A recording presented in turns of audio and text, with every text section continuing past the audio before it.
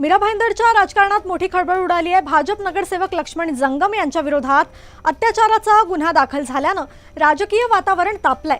संबंधित महिलेने 2022 पासून लग्नाचे आमिष दाखवून वारंवार शारीरिक अत्याचार केल्याचा आरोप केलाय। मीरा रोड पोलिसांनी या प्रकरणी गुन्हा दाखल करून तपास सुरू केलाय।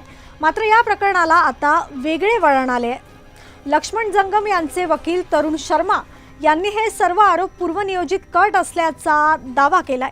वकिलांच्या मते संबंधित महिला ही खंडणी उकळण्यासाठी प्रभावशाली व्यक्तींना टार्गेट करणाऱ्या टोळीचा भाग असून हे प्रकरण एक्सटॉर्शन जिहाद असल्याचा गंभीर आरोप करण्यात आलाय।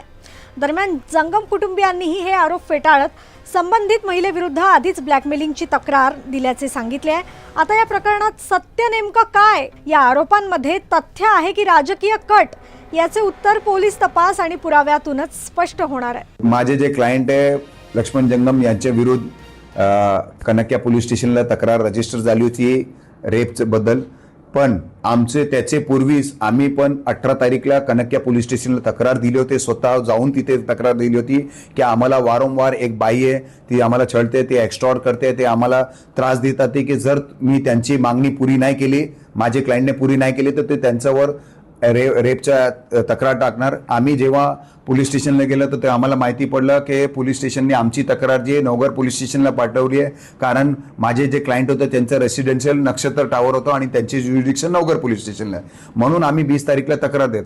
जेव्हा आम्ही तक्रार देत होतो तेव्हा आम्हाला माहिती पडलं की इथे पण तक्रार आमच्या विरुद्ध रेपची झाली आहे। तर ते पण एक शास्त्रीय झालेलं आहे की जेव्हा आम्ही तक्रार देतो तेव्हा ती बाईक कसं तिथे पोहोचली आणि त्यांनी आमच्या विरुद्ध हे तक्रार दिली। ती बाईने स्वतःहून आणखीन एक तक्रार ते नयानगर पोलीस स्टेशनला देऊन टाकली होती। त्याच्यामध्ये पण त्याचं असं मत आहे की ते माणसाने त्यांच्याबरोबर छळ केलं, त्यांना असं सांगितलं होतं की त्याचं लग्न करणार आणि त्यांच्याबरोबर संसार वापरणार आणि त्यांच्या विरुद्ध पण त्यांनी रेप आणि एक्स्टॉर्शनची तक्रार दिली आहे। तर ही बाईने ही बाईचे जे एक तुम्हाला असं म्हणायला गेलं तर हॅबिटल ऑफेंडर जसं आहे ती शी इज अन हॅबिटल कंप्लेंटर की ती नेहमी जाऊन कोणाच्या विरुद्ध ते तक्रार देत असेल, जे ज्यांच्या बरोबर त्यांचे फ्रेंडशिप असेल, रिलेशन असेल, सर्वांच्या विरुद्ध तक्रार देते।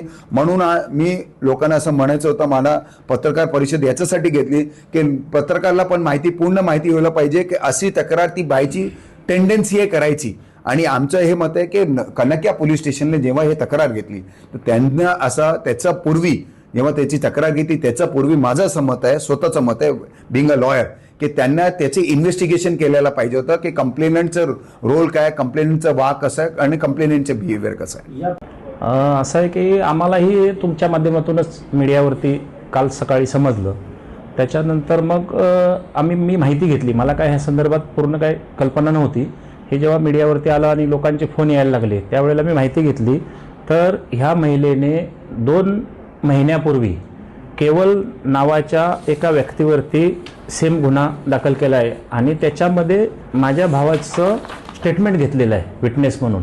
आणि भावाचे आणि तिचे 2022 मध्ये मैत्रीचे संबंध होते आणि त्याचा हे फोटो वगैरे काय त्याने व्हायरल करून तिला धमकी देऊन तिच्यावरती काय रेप केस वगैरे असे ॲलिगेशन केलेलं असं समजलं। सेम महिला 2 महिन्याच्या नंतर तेव्हापासून काही दिवसांनी भावाला फोन करून ब्लॅकमेल करायचं काम चालू होतं। आणि ही जेव्हा त्यांना खबर लागली तर त्यांनी पोलीस स्टेशनला 18 तारखेला जाऊन अर्ज केलेला, हे आता मला वकिलांकडून समजलं।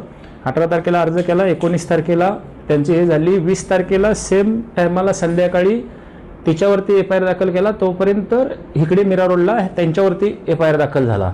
हे समजल्यावरती मी माहिती घेतली, मी FIRची कॉपी मागवली।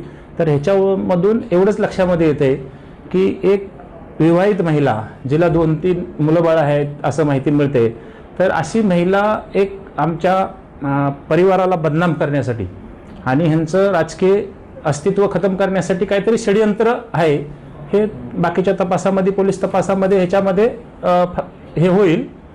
पण तोपर्यंत आपल्या लोकांनी आज हे विचारलं, हे खूप चांगलं झालं, कारण एकमार्गी सगळं चालू बघायला मिळत होतं की महिलेवरती अन्याय झाला, हे झालं। तर आमच्याही कुटुंबाला त्याचा खूप त्रास होतोय आणि इथून पुढेही इकडे एक वेळेस आले एसीपी डीसीपीशी बोलून मला संपर्क करणार, पण अजून संपर्क केले नाही। 3 दिवस झाले